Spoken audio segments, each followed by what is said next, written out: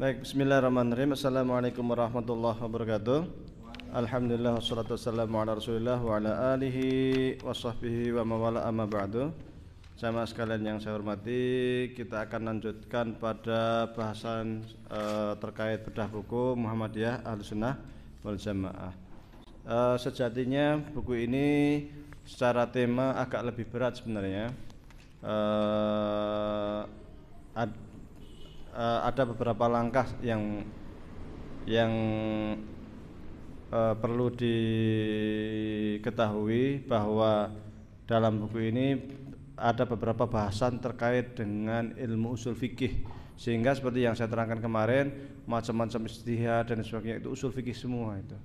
Nah, sekarang usul fikih itu apa sih kan itu, sebelum saya lanjutkan lagi biar tidak ngerambiang kok ada ijtihad, ada taklid, kemudian mana saja yang harus diijtihadi dan sebagainya itu, seperti yang telah kita terangkan kemarin. Usul fikih ini merupakan sebuah metodologi ijtihad. Jadi ibaratnya Al-Quran dan Sunnah Rasul itu seperti barang mentah. Barang mentah yang akan dibuat apa. Nah, maka untuk membuat apa ini dibutuhkan pabrik. Kalau mau membuat kerupuk ya buat pabrik kerupuk, alat-alat kerupuk itu kan. Kalau mau dibuat tahu, buat alat nanti untuk membuat tahu dan sebagainya. Ini namanya ilmu usul fikih. Sesungguhnya para sahabat dan lain sebagainya itu ketika hendak memahami Al-Quran dan Sunnah Rasulullah SAW sudah punya metodologi di dalam otaknya itu, sudah punya sistematika ijtihad. Ini kalau ayat ini harus begini, ini ayat ini harus begini, itu mereka sudah ada. Hanya para sahabat belum membukukan ilmu usul fikih itu. Maka ijtihad tetap dapat dipertanggungjawabkan secara ilmiah. Kemudian pada masa Imam Syafi'i itu ada orang yang ngirim surat ke Imam Syafi'i, wahai sang imam, surat-suratan lah dari Asia Tengah kalau nggak salah, yang ngirim surat ke Imam Syafi'i di Baghdad. Jadi masyhur terkenalnya Imam Syafi'i, belum ada zaman Google, belum ada zaman internet di zamannya, tapi kemasyhuran kealiman Imam Syafi'i itu terkenal sampai ke Rusia sana. Orang sana juga sering berbondong-bondong belajar ke Baghdad untuk ngaji kepada Imam Syafi'i. Ada yang nggak sempat akhirnya berkirim surat, ngirim surat untuk minta fatwa, ingin bertanya kepada Imam Syafi'i. Ini kita punya Quran, kita punya Sunnah, ada orang ijtihad ini, orang ijtihad itu dan sebagainya. Sesungguhnya cara berijtihad itu bagaimana sih? Akhirnya Imam Syafi'i mulai menulis cara ijtihad itu caranya begini, mulai nulis buku detail sekali tentang terkait dengan metodologi ijtihad. Maka buku itu disebut dengan kitab Ar-Risalah. Ar-Risalah itu artinya kan surat. Karena itu asli itu jawaban, ada orang kirim surat terus dijawab oleh Imam Syafi'i. Jadi buku usul fikih pertama. Di dalam usul fikih itu dibahas biasanya, kalau usul fikih yang kontemporer yang sekarang ini, kalau kita beli di pasaran, baik yang berbahasa Indonesia atau yang berbahasa Arab, biasanya di bab awal terkait dengan yang namanya hukum taklifi. Hukum taklif itu hukum yang harus dilakukan oleh seorang hamba terkait dengan wajib, haram, kemudian sunnah, makruh, mubah. Jadi kan namanya hukum taklifi. Ada juga namanya hukum wat'i. Hukum wat'i itu hukum sebab akibat. Seperti kalau sudah terbit matahari, kalau sudah terbenam matahari berarti wajib sholat maghrib. Kalau mataharinya nggak tenggelam ya nggak wajib maghribnya. Mataharinya diem aja kan nggak tenggelam, ya nggak wajib. Kalau datang bulan Ramadan berarti wajib puasa Ramadan. Kalau rambutnya nggak datang ya nggak puasa gitu. Nah, itu artinya namanya hukum wat'i. Jadi suatu sebab, munculnya sebab itu menyebabkan kita melakukan sesuatu, menjadikan kita punya kewajiban untuk melakukan sesuatu. Ini di bab awal terkait dengan hukum wat'i, hukum taklifi dan sebagainya. Nanti di bagian selanjutnya itu nanti biasa dibahas terkait dengan ilmu dilalah. Nah, ini yang paling rumit di dalam usul fikih, itu namanya ilmu dilalah. Apa ilmu dilalah? Ilmu dilalah itu kalau bahasa Indonesianya namanya ilmu semantik. Apa itu ilmu semantik? Ilmu semantik itu ilmu terkait antara lafal dengan makna. Keterkaitan antara lafal dengan makna. Itu satu bahasa, satu buku sendiri. Namanya ini gelas. Saya bilangnya gelas. Orang Inggris enggak bilang gelas, gelas gitu kan. Orang Arab bilangnya apa? Al-kub. Al-kub. Orang Perancis punya bahasa sendiri, orang Jerman punya bahasa sendiri. Tapi intinya kan ini. Intinya ini dengan bahasa yang macam-macam. Jadi ini keterkaitan bahasa ini dengan ini namanya makna. Benda seperti ini namanya ilmu semantik. Dan ilmu semantik itu kadang terkait dengan susunan kata. Kalau saya bilang tangan kamu panjang, kamu panjang tangan, susunan cuman beda susunan ya, maknanya sama apa enggak? Enggak, hanya karena susunan kata-kata. Nah, di dalam bahasa Arab itu seperti itu, karena bahasa Arab itu sangat rumit dari sisi balaghahnya itu, dari sastranya itu sering banget. Terus sering ada kata ungkapan-ungkapan seperti gini. Anta asad, kamu harimau. Maksudnya itu kamu itu sangat pemberani bagaikan harimau. Tapi kalimatnya dibuang, anta asadun, anta qamarun, kamu rembulan. Maksudnya itu engkau pemberi hidayah bagaikan bulan purnama, gitu loh. Nah, itu ungkapan seperti yang dikaji dalam usul fikih, dalam namanya ilmu semantik. Itu satu buku sendiri. Nah, di situ dibahas tentang am, khos dan sebagainya. Dan ternyata ketika saya kaji di hukum undang-undang di Indonesia yang ada sekarang ini, termasuk di hukum internasional, termasuk yang di Perancis dan lain sebagainya, kaidah-kaidah usul fikih ini dipakai di dalam perundang-undangan mereka. Bahkan saya dalam tanda kutip saya curiga, kayaknya dulu orang Barat itu ketika hendak membuat undang-undang itu kayaknya belajar dari usul fikihnya orang Islam. Mirip banget. Ketika ini ada lafal umum, nanti ada lafal khusus, berarti diambil yang khusus. Kecuali umum ini tidak ada pengkhususan. Mau gini, siapapun yang mencuri potong tangan. Nah kan itu kan umum tuh. Berarti kalau ada yang mencuri harus potong tangan tuh. Tapi ada lafal khusus, kecuali orang miskin. Oh, nanti orang miskin keluar. Nah kan gitu. Kecuali sampai nisab. Kalau dia belum sampai nisab. Kalau belum sampai nisab berarti enggak dipotong tangan. Ini namanya ungkapan-ungkapan semantik, dan itu satu bab sendiri. Nanti ada bab khusus namanya mutlak dan muqayyad. Mutlak itu ada ungkapan yang sifatnya umum, nanti ada pengkhususan. Ada namanya mujmal, mufassar. Ada namanya itu huruful ma'ani. Huruful ma'ani itu terkait satu kata tapi maksudnya apa? Satu kata namanya wamsaubi, dengan itu maksudnya apa? Kata-kata dengan saja. Nah, karena orang Arab itu kalau menggunakan kata-kata itu seringkali katanya itu melebar banget. Satu kata itu kadang bisa artinya ini, bisa artinya macam-macam lah. Kayak itu wamsau birusikum itu, dan basuhlah sebagian dari kepalamu menurut Syafi'i, dan basuhlah semua kepalamu menurut Imam Hanafi. Tapi redaksinya itu sama, bi dalam Quran wamsau bi ruusikum. Ba ini maksudnya sebagian atau seluruh. Ya kan seperti itu.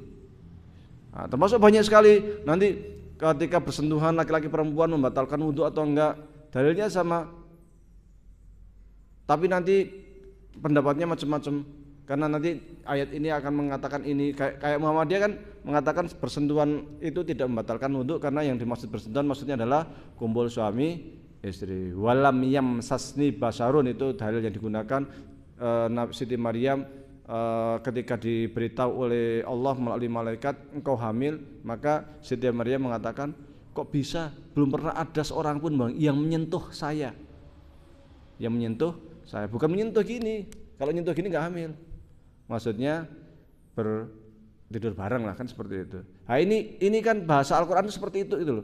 Nah ini nanti jadi satu cabang ilmu sendiri, namanya ilmu semantik dalam usul fikih. Nah, nanti di bagian setelahnya terkait dengan ilmu namanya ilmu maqasid. Nah, ilmu semantik itu saya punya buku sendiri, saya tulis Istihad Semantik dalam usul fikih, satu buku sendiri saya tulis.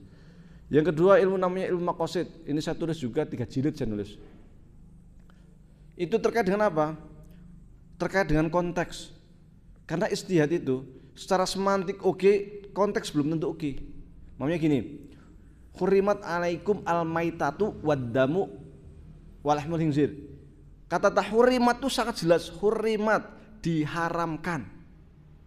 Berarti kan jelas, bangkai itu haram. Redaksinya hurimat kok. Tapi dalam konteks, belum tentu.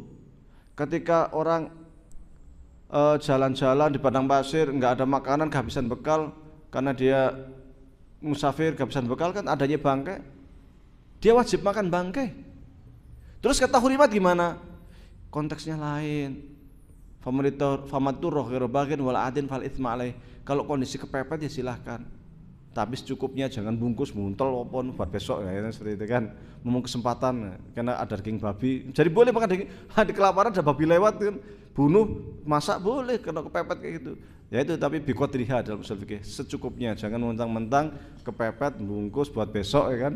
Nah ini, jadi konteks yang membuat berbeda, meskipun redaksi semantiknya itu jelas mengharapkan kata hurimat. Konteks berbeda, hukum jadi berbeda. Sehingga Imam Ibnul Qayyim dalam bukunya I'lamul Muwaqqi'in mengatakan taghayyurul fatwa bitaghayyuriz zaman wal makan wal hal wal 'urf. Fatwa itu bisa berubah sesuai dengan konteks, kondisi, tradisi. Beda. Maka Imam Syafi'i ketika di Baghdad pindah ke Mesir, fatwanya jadi beda gitu. Kondisinya beda. Contoh nih, kalau di Mesir orang hendak nikah, lakinya itu harus punya rumah dulu. Itu sudah urf, sudah tradisi, harus dilakukan. Dalam kaidah usul dikatakan al-urfu urfan kal masjid syarton. Sesuatu yang sudah jadi tradisi harus dilakukan, karena itu menjadi timbangan hukum. Kok bisa? Ya iya, di sana itu rumahnya apartemen semua, apartemen cuma 2 kamar, anaknya 5 umpamanya kan. Nah, kalau nikah masih di rumah situ, semua mertua, mau tidur di mana? Kondisinya kayak gitu. Kalau di Indonesia rumahnya bukan apartemen, satu rumah bisa jidat ya kan, dihampang, bukan kan, istilahnya itu beda tradisi itu. Sehingga tradisi yang di Mesir itu tidak dapat dilakukan di Indonesia gitu. Contoh kedua, orang Mesir itu kalau nikah maharnya tinggi banget. Kalau laki-laki hendak nikah, siapkan modal 200-300 juta. Sampai orang Indonesia gitu nggak nikah-nikahin. Kerja 1 bulan gaji berapa kan? Ngumpulin sampai 300 juta itu sampai kapan? Kan seperti itu. Kenapa kok harus modalnya tinggi, maharnya tinggi? Sama modal untuk mahar saja itu sudah 70-100 juta semua kan? Tinggi maharnya. Karena apa? Dan mahar ini murni milik istri kan? Mahar kan milik istri, nggak boleh diutak-atik suami. Karena tingkat kepercayaan antara laki-laki dan perempuan di dunia Arab sangat rendah. Kok iso? Karena banyak laki-laki atau perempuannya sama lah, itu yang nggak baik. Ya kalau bahasa gampangnya itu banyak berkhianat lah, banyak nyeleweng lah, banyak nggak suka main kekerasan lah, apa istilahnya itu? KDRT ya? Ya seperti itulah. Jadi sering kayak gitu, sehingga biar laki-laki merasa saya sudah mengeluarkan mahar banyak untuk istri, saya harus menghormati istri kan gitu, tidak melecehkan istri kan gitu. Maka dia maharnya tinggi. 1, 2 untuk apa sebenarnya untuk minang apa namanya itu khitbah itu apa ya? Tunangan itu bisa 4 tahun, bisa 5 tahun. Ngapain tunangan segitu lama? Tradisi Mesir itu. 1, yang pertama yang laki-lakinya ngumpulin duit dulu, nabung untuk kan, tunangan itu semacam pesan, biar terus kamu tetap pesan saya, pokoknya kalau ada orang lain mau pesan kamu nggak boleh, udah saya pesan gitu ya. Nah, nanti setelah itu laki-laki nabung sampai 4 tahun cari rumah untuk beli rumah kan, nabung. Yang kedua apa? Supaya kenal, ternyata orangnya egoisnya minta ampun calon saya nih, nanti bisa. Jadi orang tunangan tuh setelah itu 2 tahun pisahan tuh biasa banget. Padahal kalau tunangan tuh acaranya kayak nikahan. Baru tunangan doang itu sudah ngundang saudara-saudara pakai model dangdutan, nah kayak sini musik dangdutan ramenya minta ampun tuh. Tahu-tahu kan saya waktu di Kairo saya di pusat budaya. Saya penanggung jawab di pusat budaya itu. Sering lah ke orang Mesir. Kalau udah tunangan tuh sudah ada cincinnya di sini nih perempuannya itu. Udah lama, cincinnya udah gak ada di pecahan. Kamu kok udah gak ada cincinnya kemana? Udah putus sama tunangan saya. Gitu. Biasa aja cerita tuh, biasa aja lepas. Nggak sambil, ya enggak, kan aneh gitu. Ya itulah perbedaan budaya. Nah, ini kalau diterapkan di Indonesia nggak jalan. Maka saya sampaikan kondisi yang berbeda menjadikan fatwa berbeda, ya kan. Di tempat di masjid-masjid NU, kalau sholat kok nggak pakai sarung, nggak pakai peci, kok orang jadi gitu dipeliri lah gampangnya.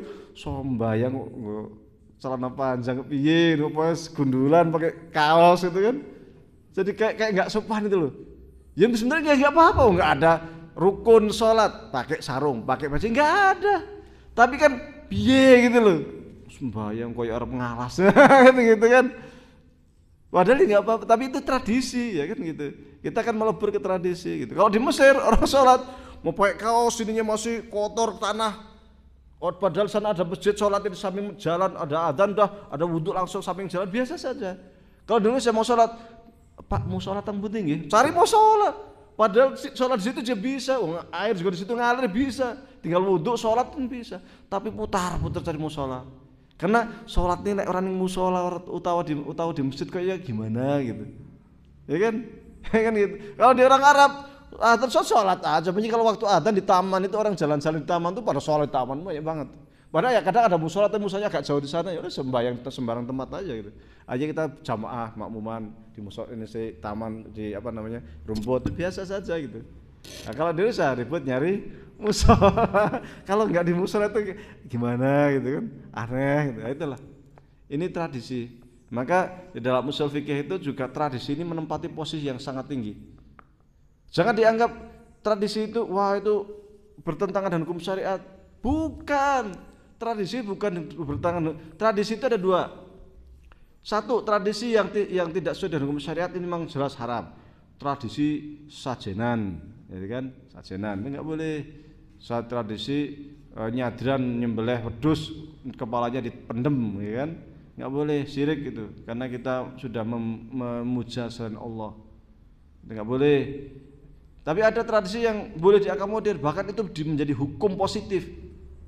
Itu boleh, ya itu kayak tadi itu kalau di Mesir ya kayak apa namanya tradisi pernikahan apa itu udah malah kalau nggak salah udah jadi hukum positif kalau nanti nikah itu suami menyerahkan rumah. Jadi kalau nikah itu rumah itu nanti menjadi milik istri, di atas namakan istri. Jadi istri itu punya dua, satu punya rumahnya, dua punya mahar. Oh larang nikah Mesir. Tapi itu tanggung jawab untuk isi rumah, lemari, kulkas, apa macam-macam dari pihak istri. Itu tradisi kayak gitu. Kalau terjadi talak, maka rumah itu menjadi milik istri. Maka nggak ada istilah istri pulang ke orang tua itu, dia udah punya rumah. Kalau udah nikah itu kayak orang tua itu udah kayak lepas gitu. Terjadi cerai, ya tanggung jawab dewe. Udah punya rumah sendiri nanti kan gitu. Kalau di Indonesia nggak jalan, ya, ini beda tradisi. Orang kita itu tepos lironya tinggi, apa tasamuh, tolerannya itu sangat luar biasa, baik hatinya luar biasa. Ini contoh sederhana di dalam ijtihad. Jadi ijtihad itu bukan persoalan yang gampang, ijtihad itu rumit. Makanya ulama kita itu meletakkan standar ijtihad itu sangat ketat, sangat berat. Untuk mengetahui teks saja, kayak tadi itu ilmu semantik itu satu buku sendiri. Untuk mengetahui konteks, saya nulis sampai 3 jilid sendiri, hanya mengetahui konteksnya bagaimana sih. Itu 3 jilid sendiri itu. Jadi makanya jangan kaget ketika kemudian para ulama memberikan standar yang sangat ketat, karena jangan sampai kemudian muncul orang-orang awam, di sini disebutkan di halaman 6 ini. Muncul orang-orang awam yang baru belajar, tahu-tahu sudah, wah ini syirik, ini haram, ini bid'ah. Habis sholat jabat tangan, bid'ah. Loh, habis sholat saya mau makan juga boleh kok. Habis sholat mau tidur langsung aja boleh, masa jabat tangan nggak boleh, ya kan? Habis sholat langsung pulang ngacir nggak doa juga boleh, kecuali lagi sholat. Ada yang assalamualaikum, walabdolin. Nah itu yang nggak boleh, mau sholat jabat tangan, batal sholatnya, karena banyak gerak dan lain-lain lah. Nah, tapi kalau masih udah di luar sholat udah bebas. Nah, karena dia jahil, nggak tahu, habis sholat jabat tangan bid'ah. Bid'ah dari mana? Bid'ah itu kan terkait dengan urusan agama. Apakah jabat tangan urusan agama? Itu urusan muamalah. Kalau Anda baca fatwa tarsih yang dimuat di Suara Muhammadiyah edisi 1 bulan November tahun 2019, disebutkan bid'ah itu tidak terkait dengan hal-hal adat tradisi kayak gitu, tapi bid'ah itu terkait dengan urusan ibadah mahdhah. Itu di fatwa tarsih disebutkan itu. Sehingga jangan dikit-dikit mengatakan bid'ah. Kenapa bisa mengatakan bid'ah? Karena dia orang awam. Wah, itu kan itu dianggap ritual. Siapa yang jabat tangan dianggap ritual agama? Enggak ada itu. Pakai tasbih bid'ah. Tasbih kan segala sarana. Dulu sahabat Nabi kalau zikir pakai kerikil. Nah, kan gitu. Oh, kalau pakai musik, pakai gitar, piano bid'ah. Kalau musik harus pakai rebana. Rebana itu tradisi Arab. Orang Indonesia dulu taunya gamelan. Muncul rebana secara Wali Songo muncul. Tradisi Arab masuk, baru kita kenal rebana. Tradisi asli kita ya gamelan musiknya. Nah, kalau zaman sekarang ya muncul ada gitar, ada piano, ada macam-macam kan. Itu kan sekedar pengembangan, tapi kan banyak yang kaku gitu. Jadi musik itu haram kecuali yang pakai rebana saja. Karena itu ya sunnah Rasul, yang dilakukan Rasul. Kalau kita saklek kayak gitu, naik mobil juga haram. Nabi nggak pernah naik mobil. Pakai bank ya haram, Nabi nggak ada bank, pakai ATM apa macam-macam ya nggak boleh. Hidup jadi kaku gitu. Maka para ulama kemudian di zamannya dulu, ketika para imam mazhab sudah nggak ada, imam mazhab itu maksudnya adalah seorang imam yang dia itu bisa membuat usul fikih sendiri, bisa punya produk ijtihad sendiri, punya murid banyak, muridnya pintar-pintar, bisa mengembangkan sendiri. Itu kan jadi mazhab namanya. Syafi'i, Hambali, Maliki dan lain sebagainya kan, Hanafi. Lah ketika para orang-orang yang bisa buat usul fikih sendiri udah nggak ada, tinggal orang-orang awam, kemudian orang awamnya beristihad, buat fatwa sesat, menyesatkan. Maka kemudian para ulama, di halaman 7 ya, para ulama kemudian mengatakan pintu istihad ditutup. Jadi ketika ulama mengatakan pintu istihad ditutup itu bukan berasal dari kalam fadhi kalau istilah orang Mesir, bukan dari ruang kosong, tapi ada sebab yang seperti sekarang ini. Kalau kita baca di medsos, di Facebook, oh bahasa Arab aja nggak bisa, baca belajarnya aja pakai Quran terjemah, pakai hadis yang pakai terjemah, tapi sudah bisa mengatakan ini bid'ah, ini syirik, ini sesat. Bagaimana? Membid'ahkan siapa? Membid'ahkan para kiai yang belajarnya bertahun-tahun, yang baca buku-bukunya sampai lecek. Syekh Adi Hidayat itu pinternya kayak opo lah bagi kita kan. Itu aja dianggap ustadz subhat, nggak boleh diikuti. Bagaimana itu? Yang membid'ahkan siapa? Yang mentahdir siapa? Yang melarang siapa? Orang yang belajarnya itu dari Quran terjemah, dari hadis terjemah. Lihat gini, oh berarti bid'ah, oh berarti sesat. Dia mengatakan kita harus kembali ke Quran Sunnah, nggak boleh taklid. Dia sendiri taklid sama syekhnya, kan jadi rancu. Kondisinya itu persis. Sekarang itu lebih parah malah. Jadi kondisi zaman dulu dengan sekarang itu lebih parah. Sekarang itu makin banyak para orang-orang yang baru, mungkin kalau istilah santri itu dia di bawahnya santri lagi, belum layak disebut santri. Itu sudah berani berfatwa dan disebar di media sosial di mana-mana dan punya pengikut. Anehnya itu punya pengikut. Maka kata siapa namanya Ibnu Rus dalam bukunya Faslul Maqal fi ma baina syariah wal hikmah wal ittisal, ada di tas saya itu. Saya bawa buku kecil. Mengatakan orang awam beristihad itu sesat menyesatkan. Satu, sesat menyesatkan. Kalau benar gimana? Andai pun benar dia dosa. Loh, benar kok dosa gimana? Karena benar dia itu kebetulan. Andai benar itu kebetulan aja dia benar. Dia nggak bisa beristihad kok. Kalau salah, ya namanya juga orang awam nggak tahu apa-apa, dia salah. Kan seperti itu. Makanya kata Ibnu Rus, orang awam itu dilarang beristihad. Kalau istihad benar dosa, kalau salah dosanya lipat. Dan orang awam itu kalau beristihad suka sesat menyesatkan. Dan hati-hati, salah istihad itu bisa kafir loh dalam urusan tertentu. Oh, kok bisa? Ijtihad kan persoalan furu' kok bisa kafir? Ya iya. Kalau orang awam itu nggak tahu mana itu usul, mana itu furu', mana yang boleh ijtihad, yang enggak, semua diijtihadin, bahaya. Apa yang nggak boleh diijtihadin? Yang kemarin saya sampaikan, usul akidah nggak boleh. Allah satu, kemudian apa namanya malaikat, hari akhir sebagainya, itu nggak boleh diijtihadin. Kalau kemudian dia bilang kan sesajen kan nggak apa-apa, kan saya meskipun kan doanya pakai bismillah juga, ya bukan masalah itu, bukan masalah bismillahnya. Ini Anda sajen untuk siapa? Allah tuh nggak butuh sajen. Kalau mau ibadah sholat, zikir, baca Quran, bukan sesajen-sajen, itu pasti untuk roh-roh, arwah-arwah yang nggak jelas itu. Tapi karena dia dengan pedenya, karena juga primbonnya ngelotok, berusaha mencari justifikasi dari ayat Quran, oh boleh, ini kan kita pakai bismillah, doanya juga bismillah. Doanya bismillah benar, tapi untuk apanya itu loh. Ya kan seperti itu. Ini kalau kemudian dia share di Facebook, banyak yang ngikutin, oh berarti boleh, ya boleh nyadran dengan nyembelih sapi ya nggak apa-apa, nanti sapinya dipendem ya nggak apa-apa.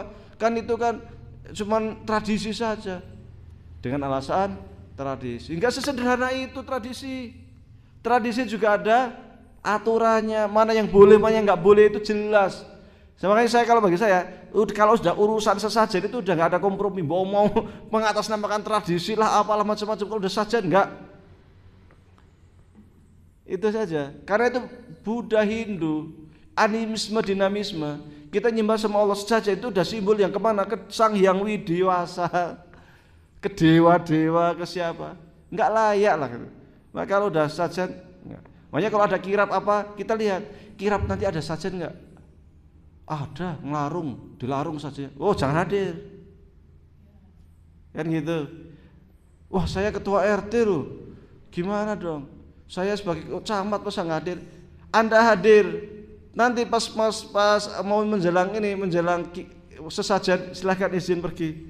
Ada acara, mohon maaf saya ada acara mendadak, silahkan dilanjutkan prosesinya, saya mohon izin. Nah, itu. Kenapa? Ini sudah sajen. Kalau saja jangan nggak ada kompromi. Jangan dengan alasan macam-macam, ini budaya, ini apa macam-macam. Nah, ya kan? Jadi ini ijtihad ada jelas batasannya. Terkait ketauhidan nggak boleh. Yang kedua terkait ibadah. Ibadah ada juga yang nggak boleh ijtihad. Sholat kan artinya doa. Ini ada juga yang, dan saya heran ada pengikut itu loh. Yang penting kita doa di rumah, ini doa musbasara, muspopo, terserah. Berarti kita sudah sampai hakikat. Kalau orang sholat di masjid itu baru syariat, belum sampai hakikat. Kalau sudah hakikat itu sudah kewajiban, kayak sholat puasa itu sudah gugur semua. Yang ada itu karena kita cinta sama Tuhan, Tuhan sudah menyatu dalam kita doa, sudah selesai kita. Nggak perlu sholat, menggugurkan kewajiban. Dan itu sudah ada sejak zaman Imam Junaid. Makanya Imam Junaid mengatakan kalau ada, pernah dengar Imam Junaid ya? Imam Qadir Al-Jilani, Abdul Qadir Al-Jilani. Nah, karena kita sering dengar tuh kalau di tahlilan. Kalau ada orang yang ngaku sufi tapi tidak sesuai dengan hukum syariat, bukan dari golongan saya, bukan pengikut saya, meskipun dia nyantir di saya. Imam Junaid itu santrinya banyak loh, 70.000. Sekolahnya gede, Imam Junaid itu bermadzhab Hambali. Kalau ada orang ibadah ngaku sufi tapi kemudian menggugurkan hukum syariat, bukan pengikut saya. Mengatakan kalau sholat jadi nggak wajib karena dia udah doa, karena yang sholat itu baru syariat, belum sampai ma'rifat. Kalau udah ma'rifat berarti nggak menggugurkan kewajiban. Nah ini makanya siapa namanya Ibnu Rus wanti-wanti terkait dengan ijtihad ini. Jangan sembarangan ijtihad. Salah ijtihad bisa kafir kalau dia beristihad di persoalan usul di dalam agama. Sekiranya bukan di persoalan usul, di persoalan furu, bisa sesat, menyesatkan. Benar dosa, salah dosanya numpuk. Kata siapa? Ibnu Rus. Maka hati-hati. Maka kemudian para ulama mengatakan kalau lihat orang awam begini, istihad tutup. Kalau ada fatwa gimana? Kalau ada persoalan, silakan bongkar aja kitab-kitab yang sudah ada itu. Ada kok jawabannya. Bongkar aja, cari. Oh iya ya, Imam Subki pernah ngomong ya. Oh Imam Nawawi pernah bicara. Oh Imam Romali pernah ngomong. Tinggal cukup keluarkan yang sudah ada itu. Jangan ngomong hal-hal baru. Gitu. Yang sudah ada ini kita bongkar. Kalau ada persoalan, oh ternyata di sini sudah ada, oh di sini sudah ada, sampaikan apa adanya. Sampaikan perkataan para ulama, jangan berijtihad sendiri nanti sesat menyesatkan. Kan begitu. Jadi ketika ulama mengatakan tutup pintu ijtihad, itu bukan dari ruang kosong, tapi ada persoalan di zamannya. Andai kata para imam hidup di zaman sekarang akan lebih ketat lagi. Tutup rapat. Oh, sampai akan mungkin. Karena orang awam itu di Facebook tuh ngeri, sangat mengerikan. Jadi orang nggak tahu apa-apa, bahasa Arabnya nggak bisa, baca Qur'annya masih tajwidnya juga masih berantakan, tapi berfatwa sana sini, ulama ini sesat, ulama ini bid'ah, ulama ini ahlu subhat. Padahal ulama yang dia subhat-subhatin itu belajarnya sampai ke luar negeri, baca kitabnya luar biasa, hadisnya ngelotok ribuan hadis hafal. Ya itu dianggap sesat oleh orang yang bahasa Arab saja nggak bisa. Ini kan bahaya. Maka ulama jadi hati-hati. Kalau ada persoalan orang awam cukup tanya kepada ulama, nanti ulamanya jangan ijtihad, cukup bongkar di kitab kuning, ada jawabannya. Kan gitu. Itu sejarahnya. Tapi kemudian Muhammadiyah, halaman 6 halaman 7 ya. Muhammadiyah melihat begini. Oke lah pintu ijtihad ditutup, kondisi seperti itu di zamannya. Tapi zaman sekarang ini persoalan beda ya. Jadi yang ditanyakan bukan hanya soal sholat, puasa, haji, toharoh, bukan soal itu sekarang. Yang ditanyakan soal apa? Hukum kartu ATM, hukum kredit, transfusi darah, cangkok jantung, sholat di bulan. Saya bongkar kitab kuning nggak ada ya sholat di bulan. Mana zaman dulu Muhammad yang ke bulan. Di sini akhirnya Muhammadiyah mengatakan kalau demikian pintu ijtihad harus dibuka. Kalau ditutup ya kita nggak bisa ijtihad. Makanya namanya majelis tarjih dan tajdid. Karena tajdidnya itu berusaha untuk melakukan ijtihad terhadap hal yang baru muncul. Kalau Anda baca di Risalah Islam Berkemajuan yang draftnya ya, karena belum ditanfid, kita tunggu muktamar nanti. Itu kalau sudah ditanfid, sudah disahkan itu, bisalah kita bedah, bagus itu. Itu dikuatkan terkait dengan ijtihad, terkait dengan sikap kita terhadap persoalan kontemporer, terkait dengan seni budaya. Apalagi terkait seni budaya, terang benderang di situ disampaikan bahwa kita itu dakwanya harus melalui seni budaya, dan selama seni budaya itu tidak bertentangan dengan hukum Islam. Jadi harus ada ijtihad baru, namanya tajdid kalau di Muhammadiyah. Kalau istilah Yusuf Qaradawi namanya al-ijtihad al-insya'i, ijtihad baru. Untuk apa? Untuk memenuhi persoalan-persoalan umat yang muncul saat ini yang tidak ada di kitab kuning. Bahwa kita bongkar kitab kuning yang sholat di bulan yang nggak ada. Itu. Tapi biasanya kalau mereka yang melakukan ijtihad berpatok karena kitab kuning, mereka biasanya melakukan namanya istikhraj. Istikhraj itu nyari ijtihad ulama dulu yang kira-kira mirip-mirip itu apa ya? Yang kira-kira mirip-mirip kemudian ditarik. Oh berarti kalau ini boleh. Itu yang namanya istikhraj. Jadi ijtihad furu' ala furu' istilah itu. Mencari furu', karena kalau kias itu harus ada landasan asli dari Al-Qur'an dan Sunnah. Baru nanti cari persoalan. Umpamanya gini, khamar itu haram, ya kan? Khamar itu apa? Khamar itu anggur yang diperas, difermentasikan, kemudian kalau diminum itu mabuk. Hanya itu namanya khamar. Bir, whisky, sopos merek-merek semacam itu bukan khamar. Haram enggak? Di Al-Qur'an yang dibilang cuma khamar yang haram. Setelah itu enggak ada. Berarti yang haram cuma khamar aja dong. Kalau bir boleh dong. Whisky boleh dong. Karena yang ada cuma khamar. Khamar itu istilah cuma minuman itu, anggur yang diperes itu yang jadi mabuk itu namanya khamar. Selain itu bukan khamar. Akhirnya pakai kias. Oh maksudnya dia haram karena memabukkan, bikin otak hilang. Orang kalau mabuk kan lain gitu.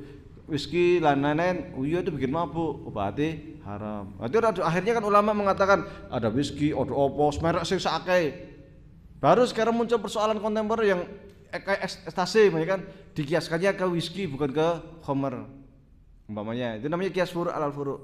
Jadi sudah ada furu'nya, sudah ada hasil ijtihadnya dengan hasil ijtihad yang lebih variatif. Kita dicarikan yang kira-kira sama dari cabang ini. Karena biasanya asal, kalau istihad dari sisi asal itu cuma satu, maunya khobar, kecuali khobar ada satu, tapi cabangnya banyak banget, merek-mereknya itu banyak sekali itu loh. Nah, nanti ketika ada persoalan baru, ekstasi merek apa, nah ini tinggal dicarikan, ini sama dengan model apa namanya yang memabukkan, yang ini mati haram, ini sebenarnya sih dekat-dekat dengan yang ini, karena furu'nya lebih banyak, mesti cabangnya itu yang dibuat kias itu lebih banyak sehingga lebih mudah. Biasanya mereka menggunakan itu. Jadi cari fatwa yang sudah ada di kitab kuning yang sudah difatwakan oleh ulama, yang kira-kira persoalan sekarang itu dekat, nah, itu kemudian dikasih hukum. Oleh karenanya yang namanya kias itu sifatnya dhoni, bisa jadi salah bisa jadi benar. Nah, kalau zaman dulu belum secanggih sekarang. Kalau zaman sekarang modelnya pakai laboratorium. MUI itu ada laboratorium khusus untuk mengetahui ini halal atau haram. Apa namanya? LP apa namanya itu? Kok lupa saya. Yang iya kan? Itu untuk mengetahui, itu sebenarnya untuk mengetahui ilat hukum. Kan asal, cabang, hukum, ilat istilahnya kan.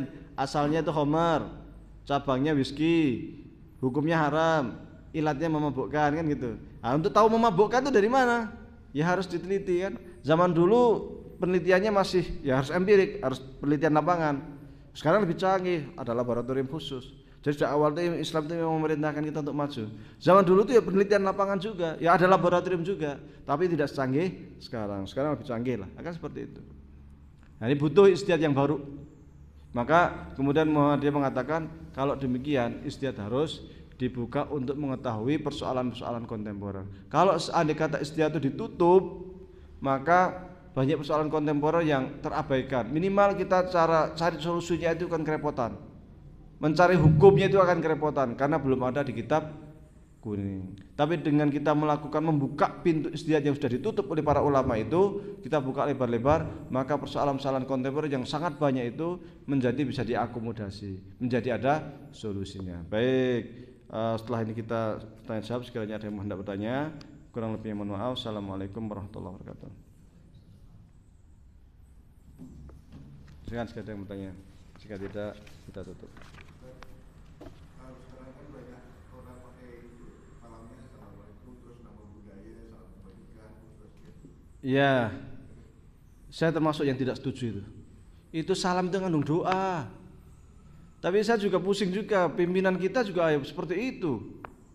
Dari Muhammadiyah ada yang seperti itu. Karena menjadi menteri, akhirnya salamnya ikut-ikutan. Padahal dulu zaman Pak Harto bahwa depannya itu orang Kristen, orang Buddha itu Assalamualaikum warahmatullahi wabarakatuh. Doa saja. Mana pernah Pak Soeharto pakai salam apa itu yang salam kebajikan apa macam-macam itu? Enggak pernah. Bisa dicari tuh apa namanya video-videonya Pak Harto itu. Biasa saja. Sekarang aja mulai muncul pluralisme agama lah, semua agama sama di mata hukum, semuanya sama, termasuk salamnya dianggap sama. Tidak sesederhana itu. Salam itu mengandung doa. Doa untuk siapa? Untuk Tuhannya masing-masing. Aslinya Tuhan itu satu ya. Tuhan itu cuma Allah. Allah itu Tuhannya orang Islam, Buddha, Hindu cuma Allah. Cuma perspektif manusia terhadap Tuhan dulu. Jadi mereka itu punya perspektif Tuhan menurut dia. Nah, kalau kita menggunakan salam dengan perspektif Tuhan dia, itu kan berarti kita ngikutin dia. Enggak perlu itu lakum dinukum waliyadin mestinya. Andai kata dia enggak akan mereka marah kalau kita assalamualaikum, enggak akan marah. Orang Kristen depan kita enggak akan marah. Serius. Saya pernah kerja di kedutaan. Yang kerja itu ada yang Kristen, pernah juga ada yang Hindu kayaknya. Ya salam biasa aja. Bahkan dia sendiri kalau di depan ketika hendak pidato, dia sendiri yang assalamualaikum warahmatullahi wabarakatuh. Fasih. Bilang insya Allah fasih banget ya. Ternyata Kristen. Ya. Jadi karena kita mayoritas, kan demokrasi kan gitu. Demokrasi itu kan hukum mayoritas itu menjadi hukum umum selama tidak merugikan minoritas.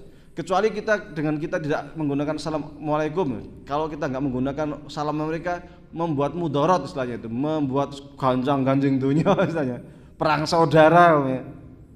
Itu pun kita juga harus hati-hati. Ini terkait doa, itu terkait dengan akidah. Jangan sekali-kali ikut-ikutan kena latah, kan seperti itu. Saya jadi menteri, meskipun menteri, saya yakin presidennya nggak akan negur. Kok kamu salamnya kok nggak pakai ini Islam kebajikan apa macam-macam, saya akan muslim. Enggak, saya yakin ya, enggak akan ditegur gara-gara mengucapkan itu. Makanya agak naif sebenarnya. Meskipun ya itulah, itu mungkin karena ada faktor politik dan lain sebagainya, akhirnya terbawa di situ. Ya kan, padahal orang kita, orang Muhammadiyah, pimpinan kita ya begitulah. Oke, wallahu alam. Silakan. Beberapa tahun lalu kan ada cendekiawan muslim, dia menerjemahkan syahadat itu tidak ada Tuhan dengan Tuhan, tidak ada Tuhan kecuali Tuhan. Ya, karena begini, itu selama dia maksudnya Tuhan itu Allah itu sah-sah saja sebenarnya. Karena begini, arti Allah itu Tuhan memang. Jadi Allah itu siapa sih?